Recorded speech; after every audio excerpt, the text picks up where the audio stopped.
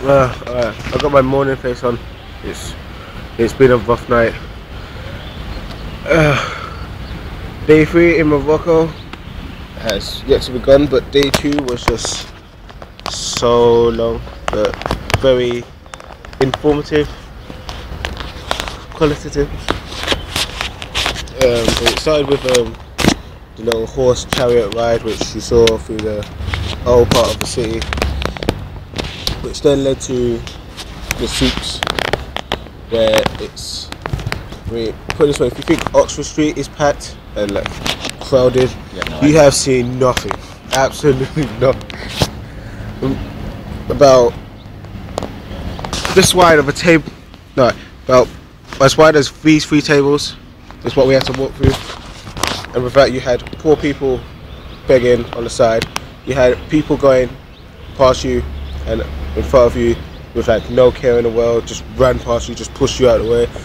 And then for one fucking weird reason, for one weird reason, you just had people on motorbikes and bicycles just driving down the side like it was nothing, like it was an open road, like outside.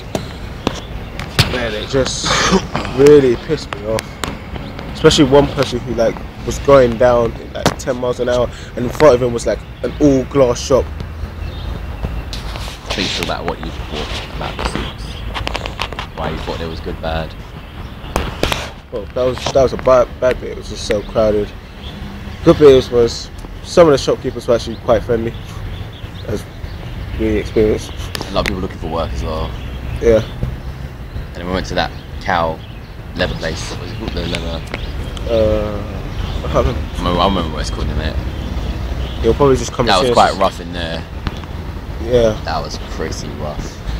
And that's not just the stench, just the people that were working in there. The water was just producing leather. The water was just a horrible colour, but to see how leather is made, it's just makes you think twice about buying it. Believe me. Yeah. The smell was awful. Yeah. They're probably used to that right now, though. Yeah. But for us, coming Londoners, it was. Oh, I've never smelled anything as bad. Yeah. Vietnam smelled better. And then we went to a new city, or New Marrakesh. It's very globalized. You could tell because they had like McDonald's and Pizza Hut there, and it was just filled with hotels everywhere. Everywhere you looked, there was just hotels there. It's like it was cut off from the poor people. Like you see a lot of security out of a lot of shops trying to keep beggars away and stuff like that. It's like the new city's changing. It doesn't want to be like the old city. Yeah. It's trying to change its ways. Like, you know, they want to attract more foreign investment, as you can see by the big massive companies. You kind of said they try to make it like exclusive to the rich. And all of the buildings looked sort of clay-like, pink. They call it the Pink City, which was cute. What feel is that? Hold on. And then in the afternoon we were let out into the souks by ourselves. That was scary. At first it seemed a daunting task. Bag price ain't changed. Got raped. Yeah. Too much. Edit that one. Yeah, I'll be editing that. By animals and humans. There's some king size. And a lot of animal cruelty towards monkeys and snakes. Some king size. Yeah, that really pissed me off. Yeah, they had monkeys on chains doing tricks. One of the monkeys was in a skirt. I mean, that just feels extremely demeaning. And the fact that some tourists might actually like that and then actually pay them. European tourists. Actually, French. Actually pay them to like do it some more. It was sickening. The snakes with no bones because they've been touched so much. They're just so floppy. Snakes have bones anyway, do they? Yeah, they have like muscle. They're skeletons. They have their skeleton like muscle, but flexible muscles. But if you touch them, their bones like wear away. So when you pick them up, they just go floppy. Yeah, like they can't hunt again. They're always dependent on humans now. The ones that they actually have. And they're trying to get killed in the border now anyway. It's not happy. Not good times. Okay, Ayden and Tyrone here to join us. Contribute to the entry now, boys. So yeah, that's animal cruelty. But today we went from seeing how the leather was made into the final product, where we was given some tips. If a leather smells like shit, don't buy it, because it's always going to smell like shit. If it smells like nothing, that means it's been cleaned properly. It smells like teeth. Or if there's a very tiny smell, yeah. If there's a very small smell, it means it's good quality, rather than it's no smell and fully synthetic. It's a huge market. Yeah. I see it everywhere when you go through And what's significant about LEDC is that goes from primary to the retailer product. So in that whole little area of the souks, you have people creating it in the tanneries, killing the animals, skinning it, making it, drying it. That was the word, tanneries. Yeah. There we go. There we go. Someone say it. Someone say it. Say it. What, tanneries? There we go. Yeah. That's where the leather's made. And then you secondary, where they manufacture it in different stages, and they sell the product in the a bit farther away. All the products in Marrakesh are labour intensive, like completely.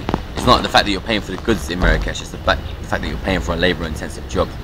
To make a simple belt will take a long time. But the fact is, labour is very cheap for it, so although It's cheap, but it's intensive. yeah, but labour is very cheap. So the problem is the prices some people charge don't reflect original like Marrakesh labour prices.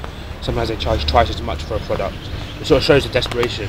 You pay like 300 dirham for something that costs them 20 dirham, 30 dirham to make, and they actually sell to like locals or tourists to speak their language for about 100 dirhams. So twice, 3 times as much for foreign tourists. You just have to compare, I don't know why, but you have to compare the markets with like the London Stock Exchange. Everyone's out making money, but some people drop off the boundary now and again. Very informal sector jobs, obviously. Informal sector. A lot looking for work. Then you mentioned the unemployment street, where the men would, line up. Pretty much like Marrakesh version of the job centre. You got fags. Yeah, but not much. Yeah. Ayden, you got. Hang on. They've You been got fighting. 60. They've been fighting for this about 2 days now. You got 60 fags. That's all I've got. Don't tell. Shantae owes me literally half a pack of fags. Huh? Shantae owes me like half a pack of fags. Literally. So go get off Ayden. I will. Yeah. You won't. She ain't gonna have any. She is. She's Bought about some. to. They've Yeah, been like this for since we that big got flying here, across the room. complaining about cigarettes. There's one next door. Cigarette shop. Yeah, Sheldon, we're finished. No, we're not. I told you about all the geographic No, we're information. fucking not. Wait. We're not So let's fucking go through finished. the second part. Yeah, where we went into the souks ourselves, That was scary. which was kind of daunting. 'cause- Haggling. Haggling was intensive. Well, this guy. This Ah. guy tried to like haggle cigarettes. How And not just do once that? either. Oh no. We No, actually no, did no, the full not 5 once. times. Not once. Not even twice. Not 3 times. 5 It was 3 fucking times. It was 5. It was 5. It was 5. During Yesterday, the whole altogether, day. it was 5. There was one No. in No, the no, no, souks. no. There's One. one guy in the store, one guy in the shop. Actually, it wasn't even. You did it 4 times yesterday. First, you went to the shop where. With Martin. It was with Martin. They've had it really haggling. He said to me 5. I said like 245 or something. And then you went to the one where Michael went, and then you stopped off with the guy when we were supposed to be walking to the hotel. Because I don't speak French or Arabic, I didn't know it's a fixed price. Apart from the silly guys in the boxes selling. I think you could have realised after twice. Like, I would have realised it